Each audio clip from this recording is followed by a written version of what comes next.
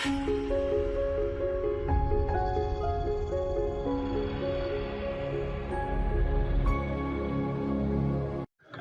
मिनश्शैतानिर्रजीम बिस्मिल्लाहिर्रहमानिर्रहीम। दोस्तों, आज की हमारी वीडियो का टॉपिक है नाक की हड्डी का टेढ़ा होना, यानी जिसे मेडिकल टर्म में DNS भी कहा जाता है। तो इस वीडियो में मैं आपको बताऊंगा कि नाक की हड्डी कैसे टेढ़ी होती है, इसके टेस्ट कौन से हैं, इसकी अलामात क्या हैं और इसकी वजूहात क्या हैं। इसलिए इस वीडियो को गौर से सुने और अपने तमाम मेंबरान जो फैमिली मेंबरान हैं उनको शेयर करें, क्योंकि ये हर घर के लिए बहुत ज़्यादा मसला बना हुआ है जो नाक की हड्डी टेढ़ी है। तो इसकी जो अलामात हैं, सबसे पहले मैं आपको वो बताऊंगा कि जब भी मरीज़ आपके पास आता है तो आपको कैसे पता चलेगा कि ये मरीज़ साइनोसाइटिस का है, या मरीज़ पुलिप्स ऑफ नेज़ल है, या नाक का केरा जिसे कहते हैं पोस्ट नेज़ल ड्रिप का है।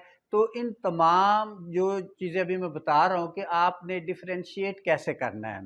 तो दोस्तों, इसकी अलामात जो नाक की हड्डी टेढ़ी है जिसे DNS भी कहा जाता है, तो इसमें सबसे पहली जो अलामत है ना, मरीज़ का नाक बंद होगा, मरीज़ को नाक से सांस नहीं आएगा। जब वो लेटेगा तो उसे लेटने में दिक्कत होगी, वो उठकर बैठ जाएगा। और इसके बाद मरीज़ को खराटे बहुत ज़्यादा आएंगे नाक की, जिनकी हड्डी टेढ़ी होती है, तो उसको गले में अक्सर नज़ला गिरना शुरू हो जाता है, उसकी आवाज़ भद्दी सी और भारी सी हो जाती है। अब मैं बताऊंगा कि इसकी वजूहात क्या हैं।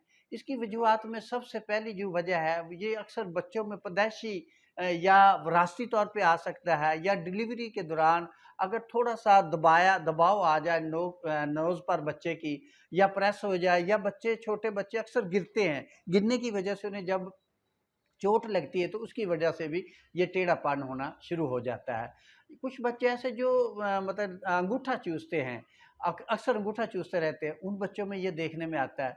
जब ये नाक की हड्डी टेढ़ी होती है, जो मैं अलामात बता रहा हूँ, इसके अलावा इनमें होता क्या है कि अगर ये मसला बन जाए तो इसकी वजह से जो पेचीदगियाँ होती है उसमें आपका नाक बंद रहेगा, आपके कान बंद रहेंगे, आपके जो टॉन्सिलाइटिस है, गले का इन्फेक्शन अक्सर रहेगा, और आपको म्यूकस यानी गाढ़े डिस्चार्जेस अक्सर डिस्चार्ज होते रहेंगे।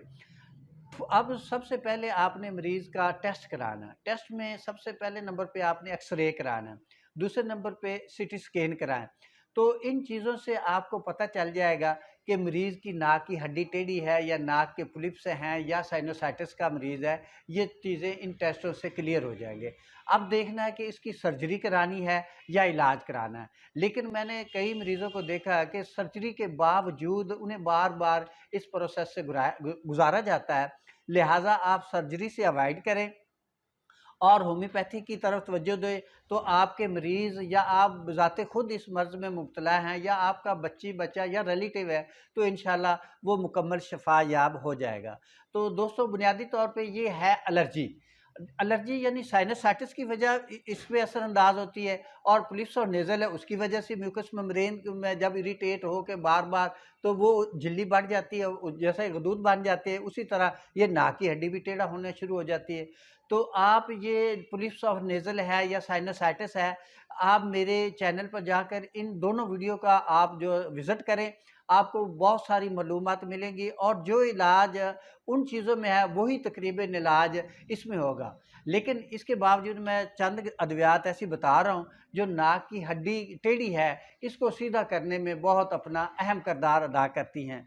तो दोस्तों, सबसे जो पहली दवा है वो आपके पास है मेडोरिन बतौर नसोड, दूसरे नंबर पे है आपके पास ट्यूबरकुलिन, तीसरे नंबर पे है मेडोरिन। ये आपने म्याज़मेटिक तौर पे हर हफ्ते बाद, 15 दिन के बाद, 1 माह के बाद रिपीट करनी है। और ये जो नाक की हड्डी के मरीज़ है, आप कम से कम 3 से 4 माह इनसे लें और इसका मुकम्मल इलाज करें, तो आपका मरीज़ इंशाल्लाह ठीक हो जाएगा। अब मरीज़ होता है कि बाज़ मरीज़ ये शिकायत करते हैं कि हम जब भी उठते हैं तो सुबह सुबह हमारी नाक बंद होती है, नाक से सांस नहीं आता, और उसके छींकें शुरू हो जाती हैं। अगर ये मसला है और आपके सर में दर्द है, आंखों में दर्द है, लेकिन आंखों से मवाद यानी खारिश वगैरह नहीं होती, اور آپ کو بلغم کا اخراج بہت زیادہ ہوتا ہے، تو ایسی کنڈیشن میں آپ چھوٹے بچوں میں خاص طور پہ پخانے والی جگہ پہ خارش ہوگی اور کیڑے بھی آئیں گے۔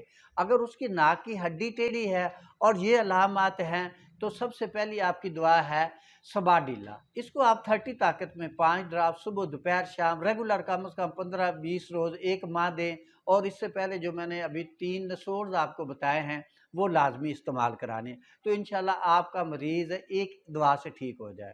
دوسرے نمبر پہ جو بڑے ہیں یا دائمی نزلہ زکام سائنسائٹس یا پولیپس نیزل کے شکار ہے مریض، اور ان کے جو ڈسچارجز ہیں وہ لیس دار ہیں، گاڑے ہیں، تو اور ان کو پوسٹ نیزل ڈرپ بھی ہے، اگر یہ علامات ہیں تو آپ کالی بائکروم سے اس کا علاج شروع کریں۔ اس کا طریقہ کار یہ ہے کہ کالی بائکروم آپ سی ایم کی ایک خوراک صبح دوپہر شام اور ایک نیکسٹ ڈے، یعنی 2 دن آپ نے صرف 4 اس کی خوراکیں دینی ہے، اور 2 دن کے بعد اس کو آپ 3 ایکس میں صبح دوپہر شام کم از کم 1-2 ماہ ریگولر صرف ایک ہی دوائی دیں، تو انشاءاللہ آپ کا مریض اس سے کور ہو جائے۔ کیونکہ یہ بھی دوستو یاد رکھیں کہ یہ جو ادویات بتائی جا رہی ہیں نا، یہ ڈاکٹروں کی اور جو عام کاری اس کی معلومات کے لیے ہیں، تو جیسے ہی علامات مریض کی چینج ہوگی آپ کی دوائی بھی چینج ہو جائے گی۔ جیسا کہ ایلیم سیپا ہے، اس کو مریض کو اکثر جو ہے بند کمرے میں چھینکیں بہت زیادہ آتی ہیں، ناک سے پانی، آنکھوں سے پانی، خراش دار پانی تھی، اور ناک کی ہڈی بھی ٹیڑھی ہے۔ اور دوسرے نمبر پہ اگر یہ ہے علامت تو آپ ایلیم سیپا 1 mg کی ایک خوراک صبح دوپہر شام ہر ہفتے 4 دن کے بعد رپیٹ کرتے رہے، اس کی جو بھی بقیہ دعا ہے اس کے ساتھ، تو انشاءاللہ 15-20 روز میں 1 ماہ میں آپ کا مریض کیور ہونا شروع ہو جائے گا۔ اسی طرح آپ کی آرسینکم البم ہے اس یا ہیپر سلف ہے، سلیشیا ہے، کالی آیوڈائڈ ہے، ان مریضوں کو سردی بہت زیادہ لگتی۔ اگر مریض آپ کے سردی سے سینسیٹیو ہیں تو اس صورت میں آپ یہ جو ادویات ابھی میں نے آپ کو ایک لسٹ بتائی ہے، علامات کے مطابق ایک ہی دوا دینی ہے۔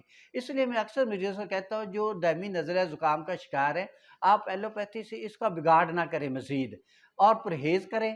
جتنا بھی جس چیز سے بھی آپ سینسیٹیو ہیں، مطلب ڈسٹ الرجی سے ہیں یا ٹھنڈی چیزوں سے ہیں، فریج آئٹم سے ہیں، اے سی سے ہیں، پہلی بات ہے کہ ان چیزوں سے اوائڈ کریں۔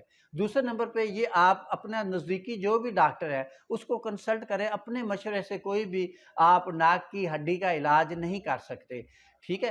تو اس کے بعد ایک دوا ہمارے پاس امونیا کار۔ امونیا کار ایک ایسی دوا ہے جو ناک کو بہت جلدی کھول دیتی، جو بند ناک ہوتا ہے اس کو بہت جلدی کھول دیتی ہے۔